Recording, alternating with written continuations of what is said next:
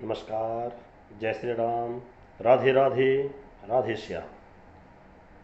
नमस्कार साथियों, स्वागत है आप मेरे सभी सज्जनों का। देश और विदेश में स्थापित मेरे सभी सज्जनों, जय श्री राम, नमस्कार। आज के संस्करण में विशेष करके मैं आपकी सेवा में हाजिर हूँ। 2022 के ग्रहणों के विषय के बारे में जानते हैं। 2022 में कितने ग्रहण लगने वाले हैं, कब कब लगने वाले हैं, और उन ग्रहणों का प्रभाव इस विश्व में किस स्थान के ऊपर, किस देश के ऊपर और किस राशियों के ऊपर विशेष प्रभाव पड़ने वाला है। सबसे पहले जानते हैं 2022 के ग्रहणों की विशेषता के ग्रहणों के बारे में। सबसे पहले साथियों, इस साल का 2022 का पहला ग्रहण जो लगने जा रहा है 30 अप्रैल की रात्रि और 1 मई की मॉर्निंग में, अर्थात मध्य रात्रि में सूर्य ग्रहण लगने जा रहा है। तो साथियों, 30 मई अप्रैल की रात्रि 12:16 से ग्रहण शुरू होगा, लेकिन ये खंडग्रास सूर्य ग्रहण है और रात्रि को शुरू हो रहा है। भारत में ये किसी भी स्थान के ऊपर दृश्य नहीं है, अर्थात भारत के किसी भी स्थान पर ये ग्रहण 30 अप्रैल रात्रि का ग्रहण 1 अप्रैल के मॉर्निंग का ग्रहण जो है भारत में कहीं पर भी दृश्य नहीं होगा। इसलिए इस ग्रहण का कोई सूतक, कोई दोष या किसी प्रकार का भी ग्रहण विचार करने की आवश्यकता नहीं है। दूसरा ग्रहण ठीक 15 दिन बाद 16 मई को चंद्रमा खग्रास ग्रहण लगेगा और वो ग्रहण भी भारत में दिखाई नहीं देगा। 30 अप्रैल का ग्रहण भी, 22 मई का ग्रहण भी भारत के किसी भी स्थान के ऊपर दिखाई नहीं देगा और न ही इसी ग्रहण का कोई सूतक, कोई दोष, गर्भ अवस्था में हमारी माताओं बहनों के लिए दोष, किसी प्रकार का कोई दोष इस ग्रहण का नहीं होगा। तीसरा ग्रहण भूमंडल के ऊपर 2022 में लगने जा रहा है 25 अक्टूबर को। 25 अक्टूबर का ग्रहण खग्रास सूर्य ग्रहण होगा और वो भारत में दिखाई देगा, संपूर्ण भारत में दिखाई देगा। लेकिन इसके विस्तार के बारे में हम बाद में इसके बारे में वर्णन करेंगे। चौथा ग्रहण लगने वाला है 8 नवंबर को, खग्रास चंद्रमा का ग्रहण। 8 नवंबर का ग्रहण भी भारत में दिखाई देगा, लेकिन इससे विस्तार में जानकारी के लिए भी हम भविष्य की संस्करण में आपको संबोधित करेंगे।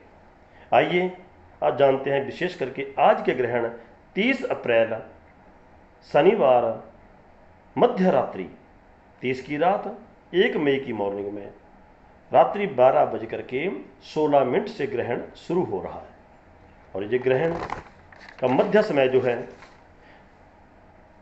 1 मई की प्रातः है 2:16 के ऊपर इसका मध्यम ग्रास, पूर्ण ग्रास होगा, अर्थात ग्रहण का मध्यम काल होगा। और ग्रहण का मोक्ष, ग्रहण की समाप्ति प्रातः 4:08 पर 30 की रात्रि 1 मई की प्रातः 4:08 के ऊपर ग्रहण समाप्त हो जाएगा और ग्रहण की पूर्ण अवधि 4 घंटे 8 मिनट की रहेगी। अर्थात ये ग्रहण जो है 4 घंटे 8 मिनट का रहेगा, लेकिन भारत में ये ग्रहण कहीं पर भी दिखाई नहीं देगा। दिखाई कहाँ देगा?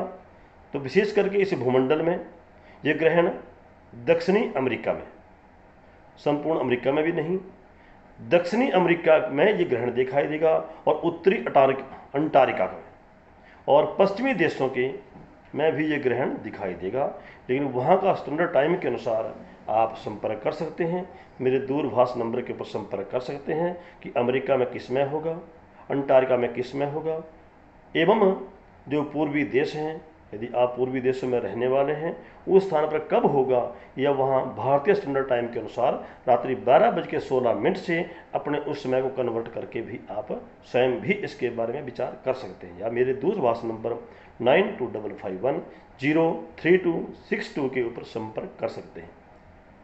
उसके बाद साथियों, ये भारत में किसी भी स्थान पर दिखाई नहीं देगा, इसलिए भारत में किसी भी स्थान के ऊपर इस ग्रहण का कोई सूतक, कोई इसके बारे में विचार, कोई अनिष्ट प्रभाव, कोई इसमें बाधा या हमारे माताओं बहनों के लिए ग्रहण काल में करने वाले दोषों का कोई विचार नहीं होगा। लेकिन इसका सूतक जो शुरू हो जाएगा दोपहर 12:16 से, आज ही 30 अप्रैल की दोपहर 12:16 से सूतक शुरू हो जाएगा। और दोस्तों कोई है नहीं, लेकिन यदि आपने पुण्य कर्म करना है, धर्म कर्म करना है, जप उपासना करनी है, आराधना करनी है, आप ग्रहण के करने वाले शुभ कर्मों को हो, नित्य कर्मों को हो, श्रेष्ठ कर्मों को हो, दान इत्यादि के कर्मों को आप निसंदेह कर सकते हैं, क्योंकि शास्त्रों में वर्णित है कि ग्रहण विश्व में किसी भी स्थान पर हो, उस ग्रहण काल में ग्रहण के पूर्व पर्व में किया हुआ संपूर्ण यज्ञ आदि शुभ कर्म जो है श्रेष्ठता को प्राप्त होता है। अन्य समय में किया हुआ पूजा पाठ धर्म कर्म ग्रहण के काल में करने से कई लाखों गुना अधिक पुण्यदायी होता है। इसलिए साथियों, शुभ कर्म करने के लिए, पूजा पाठ कर्म करने के लिए, धर्म कर्म करने के लिए ये सर्वोत्तम श्रेष्ठ समय है, लेकिन दोस्तों का विचार इस भारतवर्ष में कहीं पर भी नहीं है। आइए अब जानते हैं इस ग्रहण से किस राशि के ऊपर क्या प्रभाव पड़ने वाला है और कितना प्रभाव पड़ने वाला है, इसके बारे में सारांश में सबसे पहले हमारी 12 राशियां होती हैं। राशि नंबर 1 मेष।